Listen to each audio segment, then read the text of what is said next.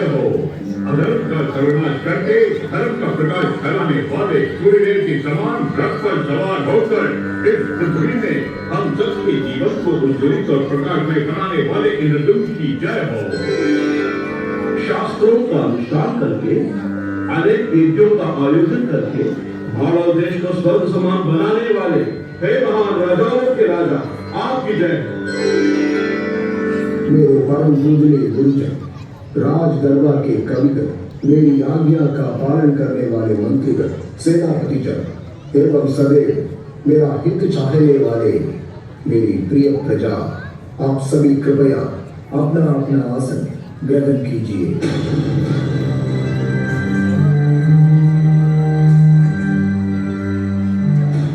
आपको मेरी समस्या पर आश्चर्य होगा। एक राजा होकर मेरे पास भौतिक संपत्ति की कोई कमी नहीं है। भगवान की कृपा से मेरे पास सब कुछ है, लेकिन सत्य यह है कि ये सब होते हुए भी मेरा मन उदास और बेचैन है।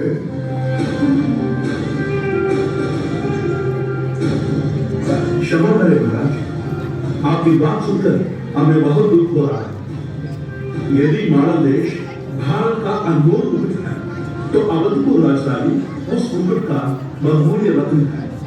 मंत्री जयश्री जी, मानव देश की समृद्धि से भले ही अन्य सारे देश प्रभावित होंगे, लेकिन मेरे जीवन के प्राणनाथ वो जिनके चरण कमलों में मैं अपना सर्वस्व समर्पित करना चाहता हूँ, उनका मुझे दर्शन कब प्राप्त होगा? उनके बिना ये सब में कोई काम कर नहीं। महाराज, आप किसके बारे में बात कर रहे हैं? ये और कौन हो सकते हैं? समस्त विश्व की समृद्धि के अधिकारी, इस संसार के मालिक, परम पुरुष परमात्मा भगवान श्री विष्णु।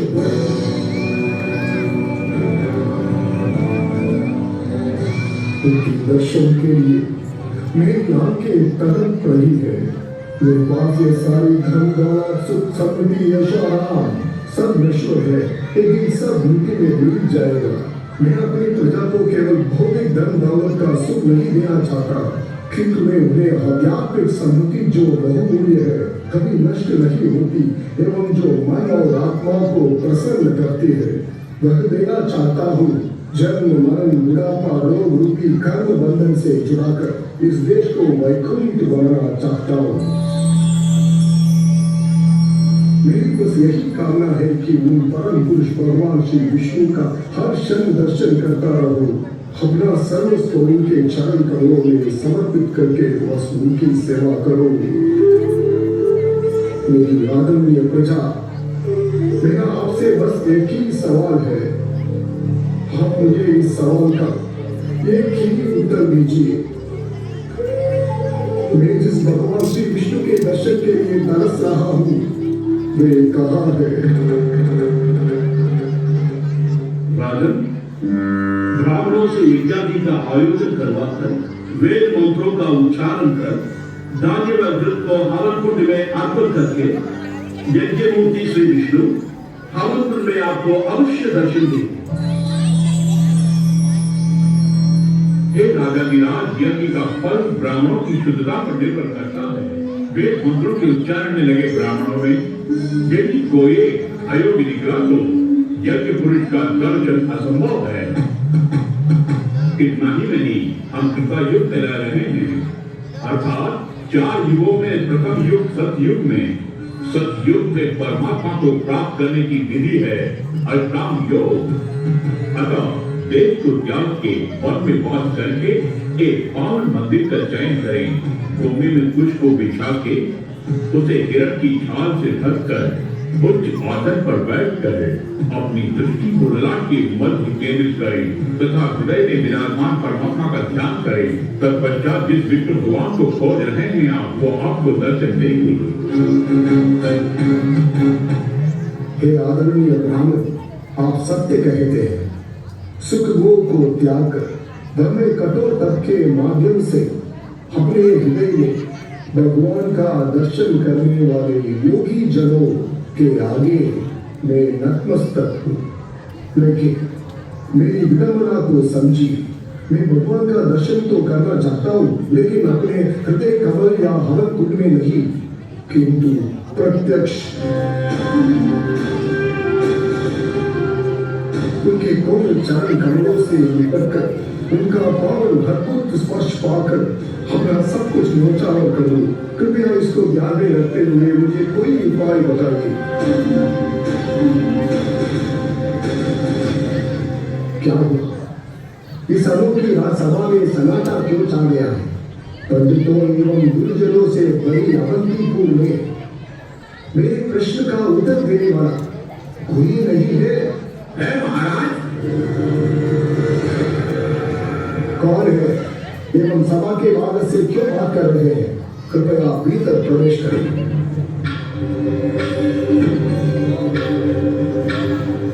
महाराज की जय हो।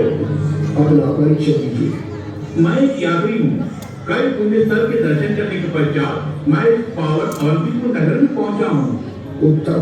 इस राजसभा में आपका स्वागत है। क्या मैं जान सकता हूँ कि आप अन्य पुण्य क्षेत्रों के दर्शन करने के पश्चात अवंतीपुर किस कारण से पधारे हैं? यदि मेरी यात्रा संपूर्ण होनी है, भगवान श्री विष्णु विग्रह के रूप में रहने वाले इस पुण्य भूमि पर मेरा आना बहुत ही आवश्यक है। क्या भगवान श्री विष्णु हमारे राज्य में प्रत्यक्ष विराजमान है? जी महाराज, सुख दुख रूपी इस भवसागर को पार करने वाले भगवान श्री विष्णु नील मानव के रूप में इस भूमि पर अवतरित हुए हैं। उस परम पुरुष की दया से हम अपनी इस भौतिक नेत्रों से श्री भगवान का समक्ष दर्शन कर सकते हैं। मैं इसका विरोध करता हूँ महाराज। परम पुरुष भगवान इस प्रपंच में सर्वव्यापी के रूप में प्रसिद्ध है। उन्हें निर्जीव वस्तु से बनाकर उन्हें इस प्रकार का रूप देना सत्य के विरुद्ध है। आपका ये विचार गलत है। कर्मी जन या ज्ञानी अतः योगियों के लिए विग्रह के रूप में भगवान का दर्शन करना कठिन हो सकता है, किंतु भक्तों के लिए भगवान की कृपा से यही आसान मार्ग है। पत्थर, माटी, धातु जैसे किसी भी जड़ वस्तुओं से भगवान का रूप क्यों न बनाया हो, लेकिन भगवान अपनी कृपा शक्ति के रूप में आध्यात्मिक का फल देते हैं। भगवान का रूप, नाम, वास्तव व क्रियाएं सब आध्यात्मिक प्रकृति है। भगवान और इनमें कोई भेद नहीं है। जीवात्मा और परमात्मा के मध्य सीधा संपर्क होने हेतु करुणा सागर विष्णु नील मानव के रूप में अवतरित हुए। उनके मार्ग में चलकर भगवान से टूटने वाले हमारे संबंध को हम पुनः नया कर सकते हैं। आपके वचन सुनकर मैं धन्य हो गया। आपने मेरी समस्त परेशानियों को सुलझा दिया। मेरा हृदय आनंद विभोर हो गया है। आगे मुझे इस विषय पर कोई चर्चा नहीं करनी है। बोले भगवान नील माधव कहाँ विराजमान है? बरसों पहले पूरे भारतवर्ष की सैर करते हुए पावन पुरुषोत्तम के पूरे क्षेत्र में पहुंचा। नीलाद्री नामक एक अद्भुत पर्वत वहां पर है।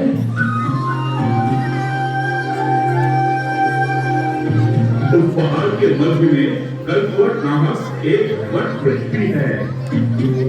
उस वृक्ष के समीप रोहिणी कुंड नामक एक पावन तीर्थ भी है।